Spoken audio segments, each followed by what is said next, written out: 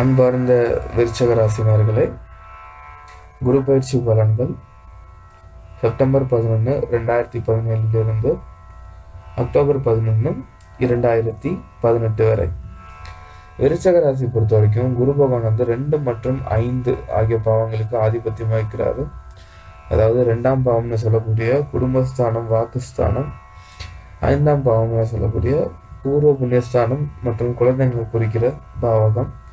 அதுக்கு ஆதிபத்தியம் வகிக்கிற குரு பகவான் முழு சுபர் அப்படின்னு சொல்லலாம். அவரு போய் 12ஆம் இடத்துல மறைகிறாரு. விருச்சக ராசிக்கு அவ்வளவா சாதகம் இல்லாத ஒரு நிலை தான்.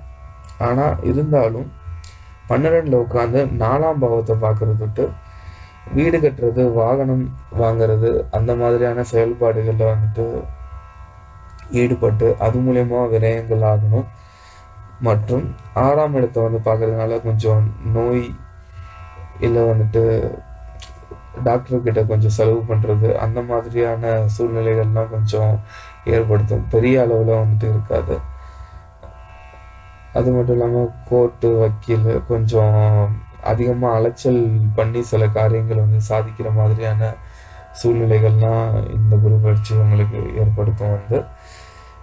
விரயங்கள் ஆகணும் அப்படிங்கிறது இந்த குரு பயிற்சியோட இது. அது ஆனால் சுப விரயமாக தான் இருக்கும். ஏன்னா 12ல குரு இருக்கும் போது பார்த்தீங்கன்னா நல்ல தூக்கம் வரும். வெளிநாட்டுக்கு கிளப்பி விட்டுரும். இங்கே தான் உட்காந்துட்டு இருப்பான். சட்டுன்னு இது தொழில் பண்ண போகிறோன்னு ஒன்று கிளம்பி போயிடுவான். அப்படி இல்லைன்னா ஏதாச்சும் வெளியூர் போகிறேன் பண்ணுறேன்னு சொல்லிட்டு டக்குன்னு இந்த ஆன்சைட் ஆப்பர்ச்சுனிட்டிக்கு வெயிட் பண்ணிட்டு இருக்கவங்களுக்குலாம் பார்த்தீங்கன்னா சட்டுன்னு விருச்சக ராசியில் இருக்கிறவங்களுக்கு பார்த்தீங்கன்னா கிளிக் ஆகிடும். இல்லை வெளிநாட்டிலே இருந்துட்டு அங்கேயே நான் செட்டில் ஆக போகிறேன் அப்படி இப்படின்னு இப்போ நினச்சிட்டு இருக்கவங்களுக்கு பார்த்தீங்கன்னா நல்லா அவங்களுக்கு பிஆர் அது இதுன்னு அப்ளை பண்ணிட்டு டக்குன்னு செட்டில் ஆகிடுவாங்க. மற்றும் 4ஆம் இடம்னு பார்க்கக்கூடிய தாய்ஸ்தானத்தை குரு பகவான் பார்க்கறதுனால அம்மாவுக்கு நல்லபடியாக இருக்கும். அம்மான்னு பொதுவாகவே பெண்கள், வீட்டில் இருக்கிற பெண்களுக்கு அதுங்களுக்கு எல்லாருக்குமே நல்லபடியாக இருக்கும். மற்றும் ஆரம்ப கல்வி, குழந்தைங்க சரியாக படிக்க மாட்டேங்குது அப்படின்னு ஃபீல் பண்ணிக்கிட்டு இருக்கிறவங்க பார்த்தீங்கன்னா விருச்சக ராசியில் இருக்கிற குழந்தைங்களுக்கு பார்த்தீங்கன்னா டக்குன்னு அவனே புக் எடுத்து படிக்க ஆரம்பிச்சிடுவான். அவனே கொஞ்சம் சுறுசுறுப்பு அவனே கொஞ்சம் மார்க் எடுக்கணும் அப்படிங்கிற மாதிரியான செயல்பாடுகளில் பண்ண ஆரம்பிச்சிடுவான்.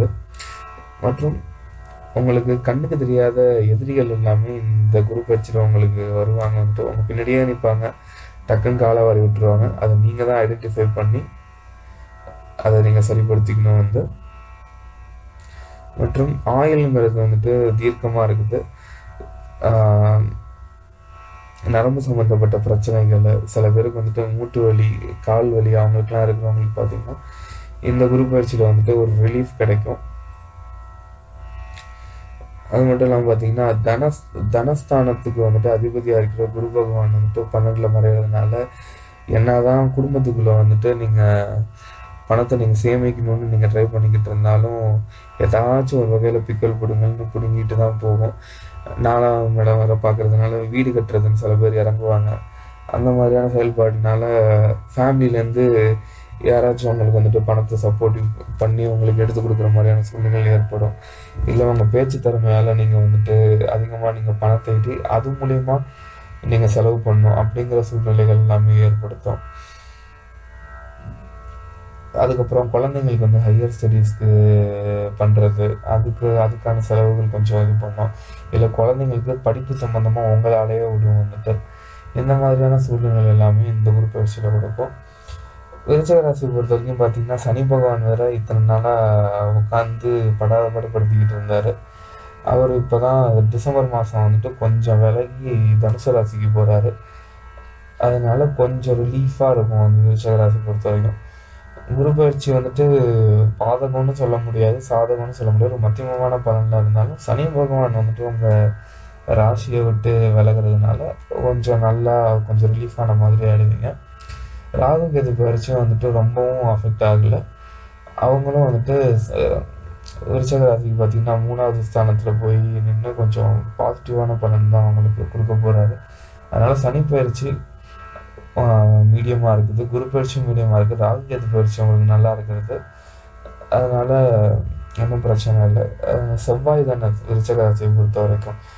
அவர் வந்துட்டு டாப் டு பாட்டம் உங்கள் ராசி எங்கே இருந்தாலும் பார்த்துட்டே இருப்பார். அதான் 4 8 4 7 8ன்னு 3 பார்வை வச்சுட்டு இருக்காரு. அப்பப்போ உங்கள் ராசியை கண்ணுக்குள்ளே தான் வச்சுட்டு இருப்பார் வந்துட்டு. அதனால செவ்வாய் இருக்கும்போது உங்களுக்கு எந்த ஒரு பிரச்சனையும் கிடையாது. மற்றும் இந்த ராசி பலன் பொறுத்தவரைக்கும் குருவை மட்டும் வச்சு நம்ம சொல்ல முடியாது. கண்டிப்பாக சூரியன், புதன், சனி, ராகு, கேதுன்னு இருக்கிற 9 கிரகங்களை வச்சு தான் நம்மளால் பலன் சொல்ல முடியும். இப்போதைக்கு குருவை மட்டும் வச்சு பார்த்தோம். மிச்ச கிரகங்களோட பலன்கள் இதெல்லாமே தெரிஞ்சுக்கணும். சனி பயிற்சி, ராகு கேது பயிற்சி பற்றி தெரிஞ்சுக்கணுன்னா சேனலை சப்ஸ்கிரைப் பண்ணுங்கள். அது மட்டும் இல்லாமல் சூரியன், புதன், சுக்கிரன், சந்திரன் அவங்க எல்லாரோட சஞ்சாரமும் வச்சு தான் ஒவ்வொரு மாதமும் வந்துட்டு இயங்கும், வந்துட்டு ஒவ்வொரு நாளும் இயங்கும். அவங்க சாதகமாக இருக்கும்போது இவங்க பாதகமாக இருந்தாலும் ஒரு பிரச்சனையும் கிடையாது. அதனால் வார ராசி பலன் இல்லை மாத ராசி பலன் தெரிஞ்சுக்கணும் அப்படின்னு இருக்கவங்க வந்துட்டு சேனலை சப்ஸ்கிரைப் பண்ணுங்கள். அந்த பலன் உங்களுக்கு சாதகமாக இருக்கும்போது இந்த குரு பயிற்சியோ இல்லை ராகு கேது பயிற்சியோ சனி பயிற்சியோ நீங்கள் வந்துட்டு ரொம்ப பயங்கரமாக எடுத்துக்கிட்டு ஐயோ ஏதோ 2.5 வருஷம் போன மாதிரி 1 வருஷமும் உங்களுக்கு பாதகமாக இருக்கிற மாதிரிலாம் நினச்சிக்காதீங்க. மாதராசி பலனில் இருக்கார், சூரியன் இருக்கார், செவ்வாய் இருக்கார்.